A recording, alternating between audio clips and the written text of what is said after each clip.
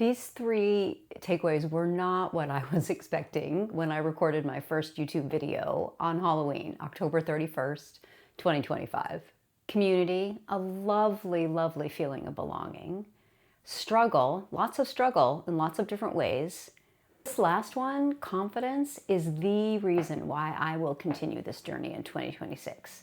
Thank you for being here today. This is Victoria with Finding My Voice. Finding community has really been a lovely surprise in these last 2 months since I started my YouTube channel.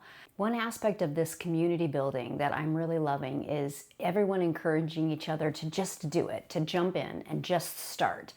Just start making your videos and start posting it.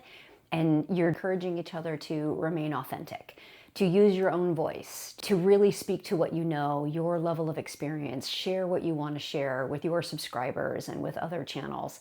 Encouraging each other to learn from one another, take what we want, not get distracted by the things that don't work for us, and just keep being authentic to our own selves and our own messages. And I find that very, very motivating. I'd love to hear from each of you how you have engaged with other small channels or other channels that have a similar topic to what you're talking about. How have you engaged and built community in your YouTube journey? One of the things that I did not really anticipate was struggle. Unexpected struggle is a good thing. It's teaching me mindfulness every single day. If you find this conversation interesting, please be sure to like the video and subscribe to my channel. That will make this conversation available to more folks on YouTube and will also help me to understand what it is that we all want to learn more about. I learn as much from you as you learn from me. Struggling with having a plan, but also being okay with change, right? Life happens. For me, I had an unexpected appendectomy, 15 days ago. And yeah, that happens. So that impacts different things that you're trying to do when life happens and gets in the way. Try not to get caught up in the very alluring hype of YouTube.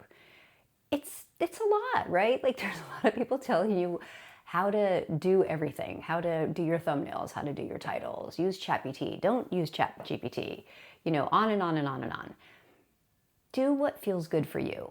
Stay true to yourself, stay true to your authenticity, stay true to your message.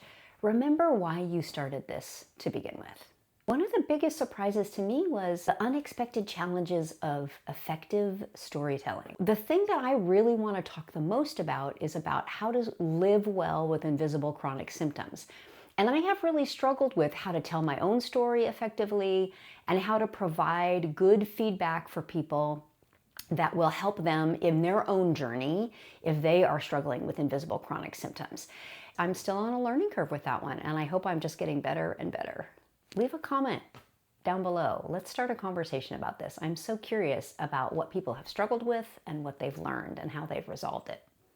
Unlocking the confidence of my youth.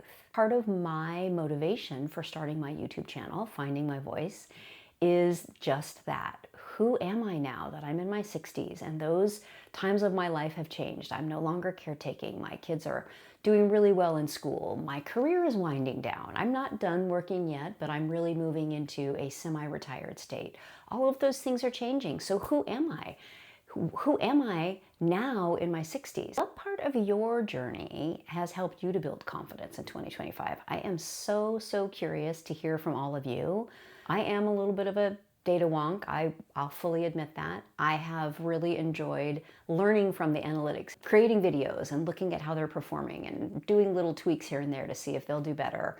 What is interesting to people? That's really what I'm looking for. What do people want to learn? What is valuable about my experience that I can share? Because this is my year-end episode, I am going to pass it over to Virtual Victoria to share with us what we've learned this year in these 2 short months of starting up a very, very humble YouTube channel. Take it away. I wanted to start with what YouTube is looking for in 2026. So I just did a search, Google search. So in 2026, YouTube is still looking for 1,000 subscriptions, 4,000 watch hours, 10 million shorts views. That's interesting. But what I have been seeing, and you probably have too, is new focus on things like the click-through rate, the average view time, retention for shorts, and session time. So I think these are interesting to look at if you're trying to get to monetization, if you're on that path. So again, 1,000 subs, 4,000 valid public watch hours, short path, 1,000 subs, or 10 million valid public shorts views. Early access, fan funding, I don't think that one's going to be for me. But then there's just also the key metrics for growth earnings: click-through rate, how long people are watching, the session time, traffic sources, where they found you. So those are just some basics to think about. And then, so what I did is I always look at my 90 days. This was basically the time that I've been on YouTube. I started, my first postings were on October 31st. I had a YouTube channel since 2021, but my first posting was on October 31st. And you can see I had kind of a bump in the beginning, and then there have been different shorts that I've had a lot of views on. So where I'm at is 6.4K views, watch time 50 hours for the year, 37 subscribers, up from like 13 from my first video. Then I look at 28 days. My overall views, kind of all of my metrics have gone down. Two things. One, it's over the holidays, but also I had a surprise surgery, so that impacted my posting schedule. But if you look at my last 7 days, you can also see that everything's trending up. A couple new subscribers. What I'm finding is that each time I do a long video, I generally get a new subscriber. But my short videos are just pushing people to my channel.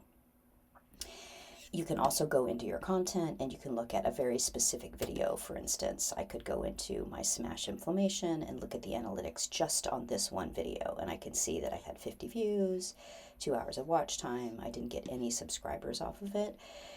What I'm finding is that it's just giving me data. I can see here people, sort of clicked in and then almost right away clicked away. So I need to do something slightly different. I need to do something punchier and catchier at the beginning of my longer videos. And I've been working on all of those things. All right, back to you. Another significant learning for me this year is that slow growth is okay. I talk a lot about authenticity and staying true to your own vision, and I really believe that. I started this YouTube adventure to rediscover myself, what I like in my 60s as my life is changing, but also because for many, many years, over 30 years, I've lived with invisible chronic symptoms, different health issues that have definitely disrupted my life, but are really hard to identify exactly what they are. There are many, many other people in a situation like mine, and I think sharing our knowledge about what has been challenging and also providing support around the things that makes us feel better, what makes us feel more confident, as well as raise awareness about women's health issues overall for young women as well as women who are currently struggling with their health issues. And perhaps the most important thing out of all of this, I think this is one of those life lessons. Are you having fun? Has this been a fun thing to do?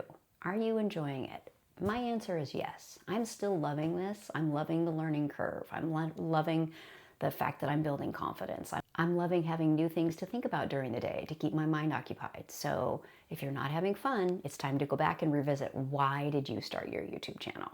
This is Victoria with Finding My Voice, wishing you a very happy and healthy new year. I can't wait to hear what you have to share with me in 2026.